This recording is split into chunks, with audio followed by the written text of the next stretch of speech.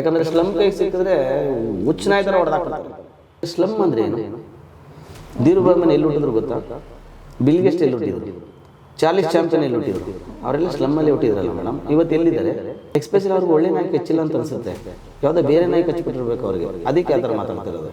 ಗಿಲ್ಲಿ ಬಗ್ಗೆ ಮಾತಾಡಿದ್ರೆ ಏನೋ ಒಂದು ಕಡೆ ತಗಡ ಬಗ್ಗೆ ಮಾತಾಡ್ತೀನಿ ಅಂತ ಅನ್ಕೊಳಕ್ಕೆ ಹೋಗ್ಬಾರ್ದು. ಅವ್ರು ಮಾತಾಡ್ತಿರೋದೇ ಟಗರ್ ಬಗ್ಗೆ. ನೀವು ದೇವರು ನಿಮ್ಮನ್ನು ರಿಚ್ ಆಗಿ ಇಟ್ಟಲ್ಲ. ಯಾಕಂದ್ರೆ ನೀವು 100 ಕೋಟಿ ನಾಯಿ ಸಾಕಿದ್ರಲ್ಲ ಮೇಡಮ್, ನಿಮ್ಮನ್ನು ರಿಚ್ ಆಗಿ ನೋ ಪ್ರಾಬ್ಲಮ್. ಬಟ್ ಆ ಥರ ಎಲ್ಲ ಮಾತಾಡೋದು ತಪ್ಪು. ಇಡೀ ಜಗತ್ತು ಹೇಳ್ತಿರೋದೇ ಸ್ಲಮ್ಮಿಂದ. ಗಿಲ್ಲಿ ಗೆಲ್ಲದೆ ಬಂದರೆ ಬರೀ ಮಂದಾಸ, ಗೆದ್ದು ಬಂದರೆ ಅದೊಂದು ಇತಿಹಾಸ.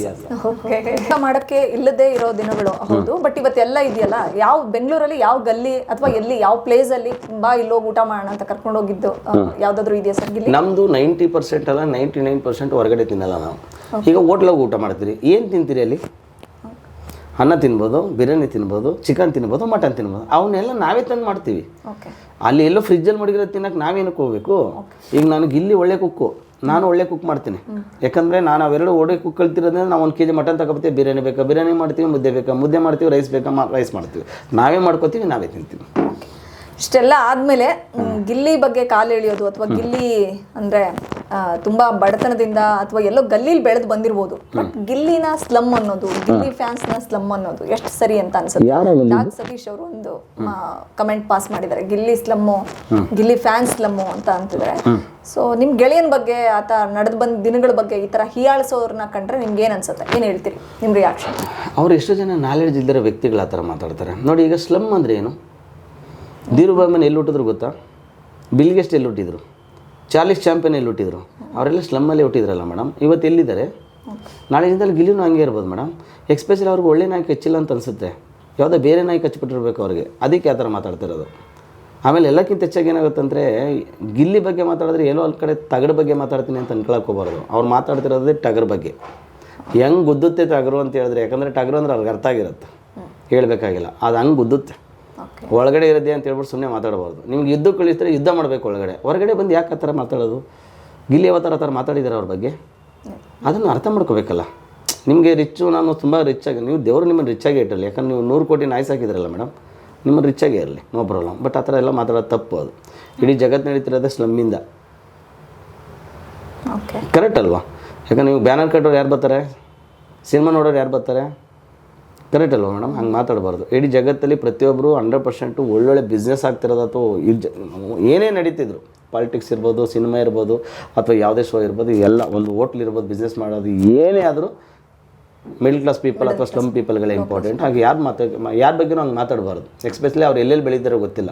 ಆದರೆ ಒಂದಂತೂ ಸಿಗ್ತಾ, ತಾವರೇ ಹುಟ್ಟೋದು ಎಲ್ಲಿ? ಕೆಸರಲ್ಲಿ. ಎಲ್ಲರೂ ಕೆಸರಿಂದನೇ ಬಂದಿರೋರು. ಹಿಸ್ಟ್ರಿ ತೆಗೆದು ನೋಡ್ಕೊಳ್ಳಿ, ಅದ್ರ ಬಗ್ಗೆ ಮಾತಾಡಬಾರ್ದು.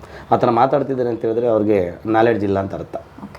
ಗಿಲ್ಲಿ ಗೆಲುವನ್ನು ಸಂಭ್ರಮಿಸೋದಕ್ಕೆ ಅವ್ನು ಗೆದ್ದು ಬರಲಿ ಅಂತ ಆಶಿಸ್ತಾ ಇರೋರು ನೀವು ಒಂದು ಹಾಡನ್ನೇ ಕಟ್ಟಿದ್ದೀರಾ. ಸೊ ಇಡೀ ಊರಿನವ್ರು ಮಾತ್ರವಲ್ಲ, ದಡತ್ಪುರದವ್ರು ಮಾತ್ರವಲ್ಲ, ಇಡೀ ಕರ್ನಾಟಕ ನೋಡ್ತಿದ್ದೆ. ಆದರೆ ಗಿಲ್ಲಿ ಸೋಲ್ಬೇಕು, ಗಿಲ್ಲಿ ಈ ವಾರನೇ ಹೊರಗೆ ಬಂದ್ಬಿಡ್ತಾನೆ, ಟಾಪ್ 5ನಲ್ಲೂ ಅವ್ನಿರಲ್ಲ.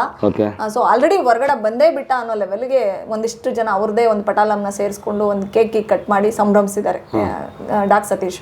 ಸೊ ಅಲ್ಲಿ ಸೋಲ್ಬೇಕು ಅನ್ನೋಂಥ ಬೇಡ್ತಾ ಇರೋದು ಒಂದು ಗುಂಪಾದರೆ, ಇಲ್ಲಿ ಗೆಲ್ಲಬೇಕು ಅಂತ ಪ್ರಾರ್ಥನೆ ಮಾಡ್ತಿರೋ ಅಂತ ಗೆಳೆಯರ ಬಳಗ ಒಂದು ಕಡೆ. ಸೊ ಅದನ್ನ ಆ ಟಾಪಿಕ್ಕಿಗೆ ಏನು ರಿಯಾಕ್ಷನ್? ನೋಡಿ, ನಮಗೆ ಸಾಯ್ಬೇಕು ಅಂತ ಆಸೆ ಪಡೋರ್ಗೆ ಬೇರೆ, ಕಾಯಬೇಕು ಅಂತ ದೇವ್ರು ಡಿಸೈಡ್ ಮಾಡಿದ್ರೆ ಖಂಡಿತ ಕಾದೇ ಕಾಯ್ತಾನೆ ಮೇಡಮ್. ನಾವೇನು ಕೇಳ್ತಿದ್ದೀವಿ ಅಂತ ಹೇಳಿದ್ರೆ, ಗಿಲ್ಲಿ ಗೆಲ್ಲದೆ ಬಂದರೆ ಬರೀ ಮಂದಾಸ, ಗೆದ್ದು ಬಂದರೆ ಅದೊಂದು ಇತಿಹಾಸ. ಆಯಿತಾ? ಏನಕ್ಕೆ ಕೇಳ್ತಿದ್ದೀನಿ ಅಂತ ಹೇಳಿದ್ರೆ, ಅವ್ನು ಇಂಡಸ್ಟ್ರಿಗೆ ಬಂದಿದ್ದು ಎದೆ ತಟ್ಕೊಂಡಲ್ಲ ಮೇಡಮ್, ತೊಡೆ ತಟ್ಕೊಂಡು ಇಂಡಸ್ಟ್ರಿಗೆ ಬಂದಿರೋದು. ನಾನು ಗೆದ್ದೇ ಗೆಲ್ತೀನಿ, ಯಾಕಂದ್ರೆ ನಮ್ಮ ಹತ್ರ ಬಡತನ ಇದೆ, ಯಾಕೆ ಸರ್ ಅದನ್ನು ಮೆಟ್ಟು ನಿಲ್ಬಾರ್ದು ಅಂತ ನಾವು ಅವತ್ತೇ ಡಿಸೈಡ್ ಮಾಡಿದವ್ರು ನಾವು. ಯಾಕಂದರೆ ನಾವೆಲ್ಲ ಅರ್ಧ ಎಗ್ ರೈಸ್ ತಿನ್ಕೊಂಡು ಬದುಕಿದ್ದೀವಿ ಅಂತ ಹೇಳಿದ್ರೆ ನಮ್ಗೆ ಬಡತನ ಹೊಸದಲ್ಲ ಮೇಡಮ್. ಆದರೆ ಒಂದಂತ ಸತ್ಯ, ಗಿಲ್ಲಿ ಹತ್ರ ಟ್ಯಾಲೆಂಟ್ ಇದೆಯೇ ಇಲ್ವೋ? ಅದನ್ನು ಕರ್ನಾಟಕ ನೋಡಿದೆ ಇಲ್ವೋ? ಅಲ್ಲಪ್ಪ, ನಿಮಗೆ ಟ್ಯಾಲೆಂಟ್ ಇದ್ದರೆ ನೀವು ಅಲ್ಲಿ ಯುದ್ಧ ಮಾಡ್ಬೋದಾಯ್ತಲ್ಲ, ಯಾಕೆ ಹೊರಗಡೆ ಬಂದು ಹಂಗೆಲ್ಲ ಮಾತಾಡ್ತೀರಿ? ಮಾತಾಡಬಾರ್ದು. ಅದನ್ನು ದಯವಿಟ್ಟು ಇವತ್ತಿಂದನೇ ಸ್ಟಾಪ್ ಮಾಡಿದ್ರೆ ದಯವಿಟ್ಟು ಅವ್ರು ಒಳ್ಳೇದು. ಹಂಗೆ ಮಾತಾಡಬಾರ್ದು. ಯಾಕಂದರೆ ಸ್ಲಮ್ ಕೈ ಸಿಕ್ಕಿದ್ರೆ ಹುಚ್ಚನಾಯ ಥರ ಹೊಡೆದಾಕ್ಬಿಡ್ತಾರೆ. ಯಾವುದೇ ಇಂಪಾರ್ಟೆಂಟ್ ಮಾತಾಡಬಾರ್ದು ಅದ್ರ ಬಗ್ಗೆ ಎಲ್ಲ. ದಯವಿಟ್ಟು ಆಮೇಲೆ ಮಾಧ್ಯಮದವರು ಆ ಥರದ್ದೆಲ್ಲ ಏನಾದ್ರು ವೀಡಿಯೋಗಳು ಮಾಡಿದಾಗ ಸಮಥಿಂಗ್ ಆ ಥರದ್ದೆಲ್ಲ ಹೇಳಿದಾಗ ಅದನ್ನು ಪ್ರಚೋದನೂ ಕೊಡಬೇಡಿ, ನನ್ನ ಕೈಂಡ್ಲಿ ರಿಕ್ವೆಸ್ಟ್. ಯಾಕಂದರೆ ಯಾವ ವ್ಯಕ್ತಿ ಬಗ್ಗೆ ಅಥವಾ ಅವ್ನ ವ್ಯಕ್ತಿತ್ವದ ಬಗ್ಗೆ ಮಾತಾಡೋ ರೈಟ್ಸ್ ಯಾರಿಗೂ ಇಲ್ಲ. ಒಳ್ಳೇದು ಮಾಡಿ, ಆಗಲಿಲ್ವಾ ಸುಮ್ಮನೆ ಸೈಲೆಂಟಾಗಿದ್ಬೇಡಿ. ಯಾಕಂದ್ರೆ ಅವ್ರ ಜೊತೆ ನಾವು ಏನು ಅನುಭವಿಸಿದೀವೋ ನಮಗೆ ಮಾತ್ರ ಗೊತ್ತು. ಕೆಲವು 100% ವೀಡಿಯೋಸ್ಗಳು ಏನಿದೆ ಅದನ್ನು 100% ಮೀಡಿಯಾದ ಹತ್ರ ಪ್ರೆಸೆಂಟ್ ಮಾಡಿದ್ರೆ ಮೀಡಿಯಾದವ್ರಿಗೂ ಕಣ್ಣೀರು ಬರ್ಬೋದು ಅವ್ನ ಕತೆ ಕೇಳಿದ್ರೆ, ಹಂಗಿದೆ. ಓಕೆ, ಅದನ್ನು ಹೇಳ್ಬಾರ್ದು. ಅದೊಂದಿನ ಬರುತ್ತೆ, ಆ ಥರದ್ದು ಒಂದಿನ ನೋಡೋಂಥ ದಿನ ಬರುತ್ತೆ, ಅತಿ ಶೀಘ್ರದಲ್ಲಿ ಬರ್ಬೋದು. ಹೌದು. ಬಟ್ ಯಾರಾದರೂ ಅವನಿಗೆ ಕಾಲು ಎಳಿತಿದ್ದಾಗ ಕಮೆಂಟ್ ಮಾಡ್ತಿದ್ರೆ, ಈಗ ಡಾಕ್ ಸತೀಶ್ ಥರ ಬಿಗ್ ಬಾಸ್ ಮನೆಗೆ ಹೋಗೋಕೆ ಮೊದಲು ಕಾಲು ಎಳಿತಿದ್ರೆ ಯಾರಾದರೂ ಅವ್ರನ್ನ ಕೆಟ್ಟದಾಗ ಹಂಗ್ಸ ಥರ ಮಾಡ್ತಿದ್ರೆ ಅದನ್ನ ಎಷ್ಟು ಹಗುರವಾಗಿ ತೊಗೊಳ್ತಿದ್ನಾ ಅಥವಾ ಸೇಡ್ ಇಟ್ಕೊಡ್ತಾ ಇದ್ರ ಗಿಲ್ಲಿ, ಹೇಗೆ ಅಂತ? ನನಗೆ ಇವಾಗ ನೋಡಿ, ಕಮೆಂಟ್ ಮಾಡೋರಿಗೆಲ್ಲ ನಾವು 100% ತಲೆ ಕೆಡಿಸ್ಕೊಳ್ಳಲ್ಲ. ಯಾಕೆ ಹೇಳಿ, ನಿಮಗೆ ಯೂಟ್ಯೂಬಲ್ಲಿ ಆಗಿರ್ಬೋದು, ಫೇಸ್ಬುಕ್ಕಲ್ಲಿ ಆಗಿರ್ಬೋದು, ಇನ್ಸ್ಟಾಗ್ರಾಮಲ್ಲಿರ್ಬೋದು, ಇದೆಲ್ಲ ಏನು ಇಂಪಾರ್ಟೆಂಟ್ ನಿಮಗೆ? ಯಾರೊಬ್ರು ಮಾಡೋರು ಏನು ಮಾಡ್ತಾರೆ, ಲೈಕ್. ನಾವು ಲೈಕ್ ಬಗ್ಗೆ ತಲೆ ಕೆಡಿಸ್ಕೊಂಡವ್ರಲ್ಲ, ಲೈಫ್ ಬಗ್ಗೆ ತಲೆ ಕೆಡಿಸ್ಕೊಂಡವ್ರು. ಕಾಮೆಂಟ್ ಬಗ್ಗೆ ತಲೆ ಕೆಡಿಸ್ಕೊಳ್ಳಲ್ಲ, ನಮಗಿರೋ ಕಮೆಂಟ್ಮೆಂಟ್ ಬಗ್ಗೆ ತಲೆ ಕೆಡಿಸ್ಕೊಂಡವ್ರು. ಓಕೆ, ಅರ್ಥ ಆಯ್ತಾ? ಯಾಕಂತ ಹೇಳಿದ್ರೆ ಕೆಲಸ ಇಲ್ದಿದ್ದವನು ಏನು ಕಮೆಂಟ್ ಮಾಡಿದ್ದಾನೆ, ಏನು ಕತೆ, ಇದೆಲ್ಲ ನೋಡಲ್ಲ ನಾವು. ನನಗೆ ಅದು ಬೇಕು ಆಗಿಲ್ಲ. ಸೋಷಿಯಲ್ ಮೀಡಿಯಾದಲ್ಲಿ ನಾವು ಒಂದು ಕಂಟೆಂಟ್ ಬಿಡಬೇಕು, ಬಿಡ್ತೀವಿ. ನಮ್ಮ ಕ್ರಿಯೇಟಿವಿಟಿ ಏನಿರಬೇಕು ಅದನ್ನು ತೋರಿಸ್ತೀವಿ. ಒಳಗಡೆ ಏನು ಡಿಸ್ಕಷನ್ ಮಾಡ್ತಾರೆ ಅದನ್ನೆಲ್ಲ ನೋಡಲ್ಲ ಮೇಡಮ್ ನಾನು. ಆಮೇಲೆ ಕಮೆಂಟ್ ಓದೋರು ಏನಾಗುತ್ತೆ ಅಂತ ಹೇಳಿದ್ರೆ, ನನಗೆ ಅದು ಹುಚ್ಚಿರಬೇಕು, ನನ್ನ ಬಗ್ಗೆ ಏನು ಹೊಗಳ್ತಿದ್ದಾರೋ, ನನ್ನ ಬಗ್ಗೆ ಏನು ಬರೀತಿದ್ರು ಅಂತ. ನಾವಂತೂ ಖಂಡಿತ ಅದನ್ನು ನೋಡಲ್ಲ ಮೇಡಮ್. ಅವ್ರು ಬರೇ ಹುಚ್ಚು. ಆದರೆ ಒಂದಂತೂ ಸತ್ಯ, ಈ ಸೋಷಿಯಲ್ ಮೀಡಿಯಾದಲ್ಲಿ 98% ಒಳ್ಳೆ ಮಕ್ಕಳು ಇರ್ತಾರೆ, ಇನ್ನು 2% ಇರ್ತಾರಲ್ಲ ಅವ್ರು ಬೇರೆ ಮಕ್ಕಳು. ಓಕೆ, ಅವ್ರಿಗೆ ಅದೇ ಕೆಲಸ ಮಾಡಲಿ ಬಿಡಿ. ಅದು ಅತಿರೇಕಕ್ಕೆ ಹೋಗ್ಬೇಕಾದ್ರೆ ಎಲ್ಲೆಲ್ಲಿ ಹೋಗಬೇಕು, ಅದು ಏನೇನು ಮಾಡಬೇಕು ಅದನ್ನು ಮಾಡೇ ಮಾಡ್ತಾರೆ. ಯಾಕಂದರೆ ಅದಕ್ಕೆ ಸೈಬರ್ ಕ್ರೈಮ್ ಇದೆಯಲ್ಲ ಮೇಡಮ್, ಅದು ಅತಿರೇಕ ಆದರೆ ಏನೇನು ಮಾಡಬೇಕು ಅದನ್ನು ಮಾಡ್ತೀವಿ. ಹಂಗಾಗಿ ಅದು ತಪ್ಪು, ಅದು ಮಾತಾಡಬಾರ್ದು. ಯಾಕಂದರೆ ಅವ್ರಿಗಿನ ಚೆನ್ನಾಗಿ ಕಮೆಂಟ್ ಆಗೋದು ಬರುತ್ತೆ, ಅವ್ರಿಗಿನ ಚೆನ್ನಾಗಿ ಬರವಣಿಗೆನೋ ಕಲ್ತಿದ್ದೀವಿ ನಾವು. ಬಟ್ ನಾವು ಇನ್ನೊಬ್ಬರ ಮನಸ್ಸಿಗೆ ಹರ್ಟ್ ಮಾಡಬಾರ್ದು ಅನ್ನೋದು ಅಷ್ಟೇ ನಾವು ಕಲ್ತಿರೋದು. ನಾವು ಯಾರ ಮನಸ್ಸಿಗೂ ಹರ್ಟ್ ಮಾಡಲ್ಲ. ಅತಿರೇಕ ಆದರೆ ಅದು ಚೆನ್ನಾಗಿರಲ್ಲ. ಓಕೆ, ಫೈನಲ್ ವರ್ಡ್ಸ್ ನಿಮ್ಮ ಇನ್ನೇನು 2 ವಾರ ಉಳ್ಕೊಳ್ತು ಸರ್. ಏನು ಹೇಳ್ತೀರಿ ಗಿಲ್ಲಿ ಅವರ ಆಟದ ಬಗ್ಗೆ ಮತ್ತು ಅವ್ರು ಗೆದ್ದು ಬರೋ ಬಗ್ಗೆ ಏನು ಹೇಳ್ತೀರಾ ಒಬ್ಬ ಗೆಳೆಯನಾಗಿ? Look camera.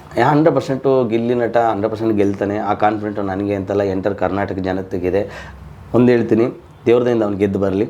ಆದರೆ ಅಕಸ್ಮಾತ್ ಆ ಥರದ್ದು ಏನಾರು ಆದರೆ, ಗಿಲ್ಲಿ ಗೆಲ್ಲದೆ ಬಂದರೆ ಬರೀ ಮಂದಹಾಸ, ಗೆದ್ದು ಬಂದರೆ ಅದೇ ಒಂದು ಇತಿಹಾಸ. ಒಳ್ಳೆಯದಾಗಲಿ. Thank you. Okay, thank you so much sir. ಸಾಕಷ್ಟು ಇಂಟ್ರೆಸ್ಟಿಂಗ್ ವಿಚಾರಗಳನ್ನ ನಮ್ಮ ಜೊತೆ ಹಂಚ್ಕೊಂಡ್ರಿ. ಗೆಳೆಯನ ಗೆಲುವನ್ನ ನೋಡೋರು ಇವತ್ತಿನ ಕಾಲಘಟ್ಟದಲ್ಲಿ ತುಂಬ ಕಡಿಮೆ. ಅವ್ನು ಗೆದ್ರೆ ನಂಗೇನು ಸಿಗುತ್ತೆ ಗುರು, ಫಸ್ಟ್ ನಾನು ಗೆಲ್ಲಬೇಕು ಅಂತ. ಬಟ್ ಆದರೆ ನೀವು ರಜನಿಕಾಂತ್ ಸರ್ನ ಎಕ್ಸಾಂಪಲ್ ಕೊಟ್ರಿ. ಸೊ ರಜನಿಕಾಂತ್ ಸರ್ ಗೆಲ್ಲುವ ಅದರ ಹಿಂದೆ ಶಕ್ತಿಯಾಗಿ ನಿಂತಿದ್ದು ರಾಜ್ ಬಹದ್ದೂರ್ ಅಂತ. ಸೊ ಇದೀಗ ಗಿಲ್ಲಿ ಗೆಲುವಿನ ಹಿಂದಿನ ರೂವಾರಿ ಅವ್ರ ತಂದೆ ತಾಯಿ ಜೊತೆಗೆ ಅವರ ಆತ್ಮೀಯರ ಜೊತೆಗೆ ಸೂರ್ಯವಂಶಿ ಸರ್ ಪಾತ್ರ ಬಹಳ ಪ್ರಮುಖವಾದದ್ದು. ಯಾರು ಗೆಲ್ಲಬೇಕು ಅಂತ ಇಷ್ಟಪಡ್ತಾರೆ, ಅವನು ಬಿದ್ದರೆ ಸಾಕು ಅಂತ ತುಳಿಯೋರೇ ಜಾಸ್ತಿ. ಸೊ ಆದರೆ ಗಿಲ್ಲಿ ಗೆಲ್ಲಬೇಕು ಅಂತ ತುಂಬ ಇಷ್ಟಪಡ್ತಿದ್ದಾರೆ. ಅವ್ರಿಗೋಸ್ಕರ ಒಂದು ಸಾಂಗ್ನ ಡೆಡಿಕೇಟ್ ಮಾಡಿದ್ದಾರೆ. ಸೊ ಅವರೇ ಹೇಳಿದಾಗೆ ಗಿಲ್ಲಿ ಗೆಲ್ಲದೆ ಬಂದರೆ ಮಂದಹಾಸ, ಗೆದ್ದು ಬಂದರೆ ಇತಿಹಾಸ ಅಂತ. ಸೊ ಈಗಾಗಲೇ ಹಿಸ್ಟ್ರಿನ ಕ್ರಿಯೇಟ್ ಮಾಡಿದ್ದಾರೆ ಗಿಲ್ಲಿ. ಸೊ ಕಿಚ್ಚ ಸುದೀಪ್ ಸರ್ ಹೇಳ್ದಂಗೆ ಗಿಲ್ಲಿ ನೀನು ಗೆಲ್ಲು ಅಂತ ಹೇಳಿದ್ದಾರೆ. ಸೊ ಸೂರ್ಯವಂಶಿ ಸರ್ ಕೂಡ ಗಿಲ್ಲಿ ಗೆದ್ದು ಬಾ ಅಂತ ಹೇಳ್ತಿದ್ದಾರೆ. ಮುಂದಿನ ದಿನಗಳಲ್ಲಿ ಅವ್ರ ಜೊತೆಗೆ ಸಿನಿಮಾಗಳನ್ನ ಮಾಡಬೇಕು ಅನ್ನುವಂಥ ಕನಸುಗಳನ್ನ ಕಟ್ಟಿದ್ದಾರೆ. ಇವರಿಬ್ಬರ ಕನಸುಗಳು ಸಾಕಾರ ಆಗಬೇಕು. ಗಿಲ್ಲಿ ತರ ಇವರು ಕೂಡ ಪ್ರಮುಖ ಅಂದ್ರೆ ಮುಖ್ಯ ಭೂಮಿಕೆಯಲ್ಲಿ ಬರಬೇಕು. ಬರೀ ಗಿಲ್ಲಿ ಮಾತ್ರ ಗೆದ್ರೆ ಸಾಕಾಗಲ್ಲ, ಅವ್ರ ಜೊತೆಗೆ ಇದ್ಕೊಂಡು ಅವ್ರಿಗೆ ಪುಷ್ ಕೊಟ್ಟಂತಹ ಸೂರ್ಯವಂಶಿ ಸರ್ ಕೂಡ ಗೆಲ್ಲಬೇಕು. ಅವ್ರು ಹೇಳ್ತಾ ಇದ್ರು ಡೈರೆಕ್ಷನ್ ಮಾಡಬೇಕು, ಒಳ್ಳೊಳ್ಳೆ ಸಿನಿಮಾಗಳನ್ನ ಮಾಡಬೇಕು ಅಂತ. ಸೂರ್ಯವಂಶ ಸಿನಿಮಾದಂತೆ ಅಂದ್ರೆ ಆ ಸಿನಿಮಾನ ನೋಡ್ಲಿಕ್ಕೆ ಜನ ಹೇಗೆ ಮುಗಿಬಿದ್ದು ಥಿಯೇಟ್ರಿಗೆ ಬಂದ್ರು, ಮುಂದಿನ ದಿನಗಳಲ್ಲಿ ಸೂರ್ಯವಂಶಿಯವರ ನಿರ್ದೇಶನದ ಸಿನಿಮಾಗಳನ್ನ ಕೂಡ ನೋಡ್ಲಿಕ್ಕೆ ಜನ ಅದೇ ರೀತಿ ಮುಗಿ ಬೀಳಲಿ ಅನ್ನುವಂಥದ್ದು ಒಂದು ನಮ್ಮೆಲ್ಲರ ಅಂದ್ರೆ ನಮ್ಮ ಯೂಟ್ಯೂಬ್ ಚಾನಲ್ನ ಆಶಯ ಆಗಿರುತ್ತೆ. ಸೊ ಇದಿಷ್ಟು ಗಿಲ್ಲಿ ನಟನ ಬಗ್ಗೆ ಅವರ ಗೆಳೆಯ ಆಡಿದಂಥ ಮಾತುಗಳು ಮತ್ತು ಒಂದು ಇಂಟ್ರೆಸ್ಟಿಂಗ್ ಒಂದು ಸಂದರ್ಶನ ಇದಾಗಿತ್ತು. ನಿಮ್ಗೆ ಇಷ್ಟ ಆಗಿದ್ರೆ ನಮ್ಮ ಚಾನಲ್ನ ಸಬ್ಸ್ಕ್ರೈಬ್ ಮಾಡ್ಕೊಳ್ಳಿ, ನಮ್ಗೆ ಸಪೋರ್ಟ್ ಮಾಡಿ.